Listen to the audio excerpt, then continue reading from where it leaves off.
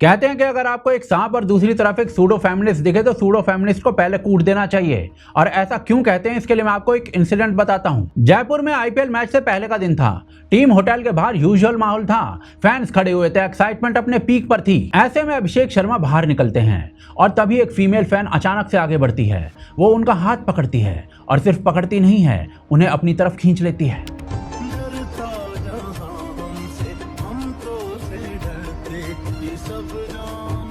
यह कोई accidental touch नहीं था, यह हैंडशेक नहीं था, यह क्लियरली अभिषेक शर्मा को अपनी तरफ फोर्सफुली खींचा गया था।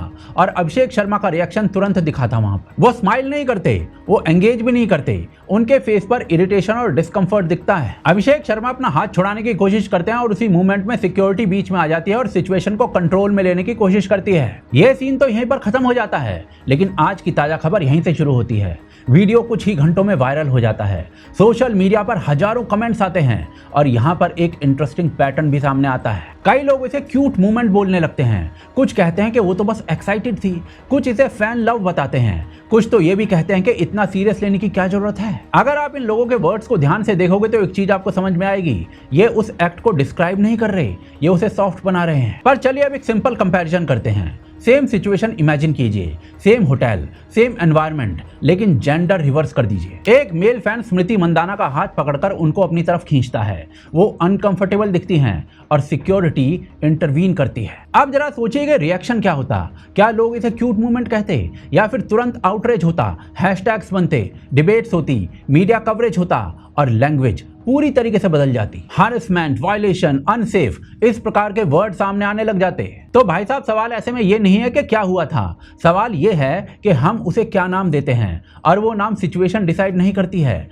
वो हमारी कंडीशनिंग डिसाइड करती है। अगर कोई व्यक्ति पीछे हट रहा है, अपना हाथ छुड़ाने की कोशिश कर रहा है, तो इसका साफ मतलब है कि वो इस सिचुएशन में कंफर्टेबल नहीं है, चाहे वो लड़का हो या लड़की हो। पर चलिए अब आते हैं हम हमारी कंडीशनिंग पर। हमारी कंडीशनिंग ने हमें सिखाया है कि मेल एक्शंस को हम अक्सर इंटेंशनल मानते हैं और इस प्रकार के फीमेल एक्शंस को इमोशनल मानते हैं। अभी रिसेंटली एक वीडियो वायरल हुआ था जिसमें एक फीमेल इन्फ्लुएंसर ये कह रही थी कि भारत में लड़कियां इसीलिए बिकिनी नहीं पहनकर घूम सकती क्योंकि मेल चीप हो जाते हैं, बुरी नजर से देखते हैं। Can you wear a bikini in India? Yes and no. Yes, it's still at some places like South Goa because यहाँ पे Indians कम हैं। ये लाइन कितनी सैड है ना कि इंडियंस कम है इसलिए सेफ फील होता है। बिकॉज बिकिनी क्या, इंडियन सिर्फ छोटे कपड़े देख के कैट कॉल करते हैं, स्टेयर करते हैं। India has a strong rape culture. और सारे सूडो फेमिनिस्ट इसके स्टेटमेंट को सपोर्ट कर रहे थे। पर अब यहाँ पर अभिषेक शर्मा पूरे कपड़े पहनकर जा रहा था, फिर भी लड़की उसे छेड़ रही थी, अपनी तरफ खींच रही थी। इसे क्या कहोगे? पर एक्चुअली में सूडो फेमिनिस्ट को ना प्रॉब्लम ही यही है, जब एक मेल बाउंड्री क्रॉस करता है हम अज्यूम करते हैं कि उसने कॉन्शियसली किया है, लेकिन जब एक वुमेन बाउंड्री क्रॉस करती है हम अज्यूम कर लेते हैं कि वो कंट्रोल नहीं कर पाई होगी। अभिषेक शर्मा के इंसिडेंट का एक और इंपॉर्टेंट डायमेंशन है सेलिब्रिटी कल्चर। हम अक्सर सेलिब्रिटीज को इंडिविजुअल्स की तरह नहीं देखते हैं, हम उन्हें एक्सपीरियंस की तरह देखते हैं। हम सोचते हैं कि उनसे मिलना, उन्हें टच करना, उनके साथ फोटो लेना, ये सब एक्सेसिबल होना चाहिए। और जब कोई व्यक्ति एक्सपीरियंस बन जाता है तो उसकी पर्सनल बाउंड्रीज ब्लर हो जाती हैं, खास तौर पर मेल सेलेब्स के केस में। उनसे एक्सपेक्ट किया जाता है कि वो हमेशा अप्रोचेबल रहें, स्माइल करते रहें, एंगेज रहें और सिचुएशन को कैजुअली हैंडल करें। और अगर कोई फीमेल फैन उनके पर्सनल स्पेस में आ जाती है तो ये मान लिया जाता है कि उन्हें उसे टॉलरेट करना चाहिए। लेकिन यही एक्सपेक्टेशन फीमेल सेलेब्स के केस में अप्लाई नहीं होता है। वहां बाउंड्रीज को ज्यादा सीरियसली लिया जाता है, वहां इंट्रूजन को इमीडिएटली गलत मान लिया जाता है। चलिए मैं आपको इसके कुछ और एग्जाम्पल दिखाता हूं।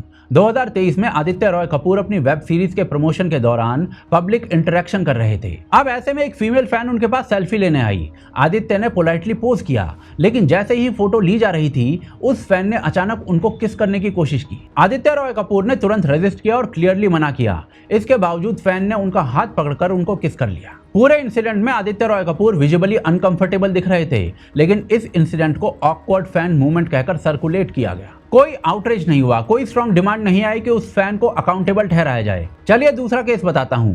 2023 के आसपास रणबीर कपूर दिल्ली के एक कॉलेज इवेंट में परफॉर्म कर रहे थे। इवेंट लाइव चल रहा था, ऑडियंस भरी हुई थी और इसी दौरान एक फीमेल फैन सिक्योरिटी ब्रीच करते हुए स्टेज पर चढ़ गई। उसने रणबीर कपूर को पकड़कर हक कर लिया। रणबीर कपूर सरप्राइज थे, उन्होंने सिचुएशन को संभालने के लिए ब्रीफली रिस्पॉन्ड किया, लेकिन तुरंत सिक्योरिटी ने फैन को हटा दिया। और ऐसे ही एक इवेंट के दौरान Ranbir had a scare when a fan breached security and jumped on him. अब तीसरा केस सुनिए। फरवरी 2023 में पृथ्वी शॉ मुंबई के क्लब के बाहर थे।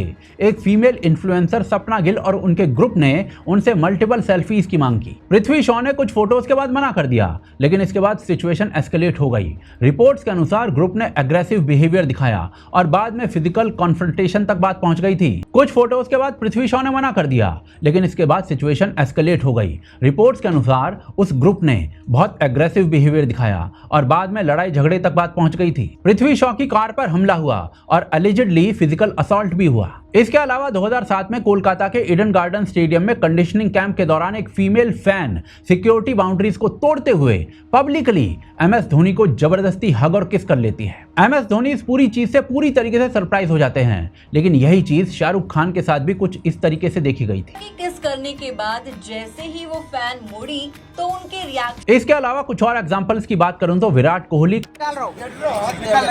अबे तिवारी किधर घुस रहा, इधर आना।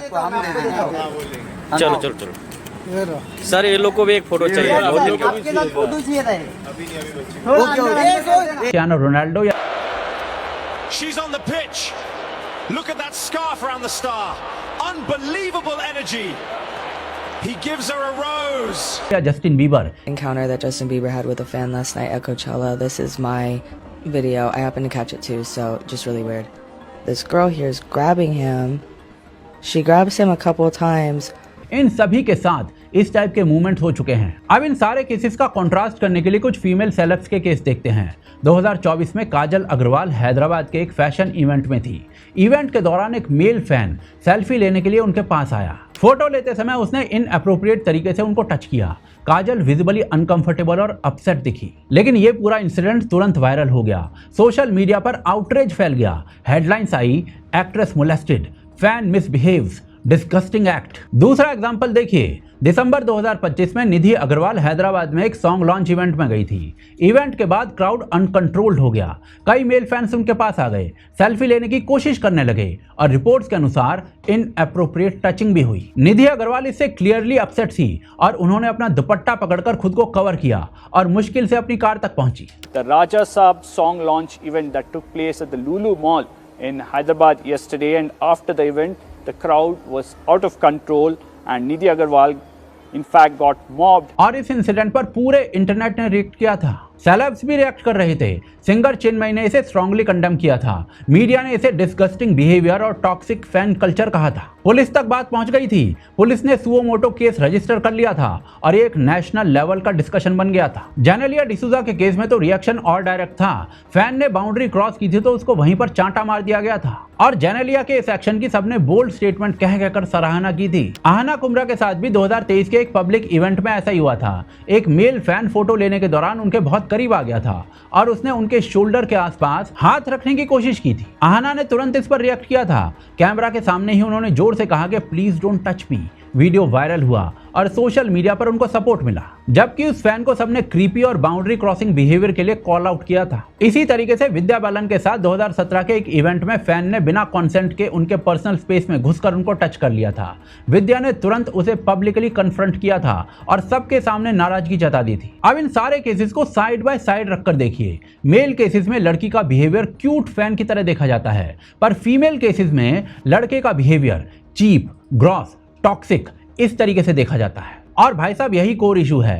एक्ट सेम है, अनवांटेड फिजिकल कांटेक्ट, लेकिन रिएक्शन एक्टर के जेंडर के हिसाब से बदल जाता है। और ये डिफरेंस कोई एक्सीडेंटल नहीं है, ये एक कंसिस्टेंट पैटर्न है। तो इसीलिए एंड में मैं बस इतना ही कहूंगा कि बाउंड्री होती है। ये डिपेंड नहीं करता कि सामने मेल है या फीमेल। ये भी डिपेंड नहीं करता कि वो एक्टर है, क्रिकेटर है या कॉमन पर्सन है। अगर किसी का भी पर्सनल स्पेस बिना उसकी परमिशन के इन्वेड होता है तो वो गलत है। कुछ लोग इसे जेंडर के हिसाब से जस्टिफाई करने की कोशिश करते हैं, लेकिन सच ये है कि इक्वालिटी सिलेक्टिव नहीं हो सकती। लड़की होने से ये लाइसेंस नहीं मिल जाता कि आप किसी मेल सेलेब को पब्लिकली अपनी प्रॉपर्टी समझकर अपनी तरफ खींच लो, क्योंकि कंसेंट लड़कों का भी होता है।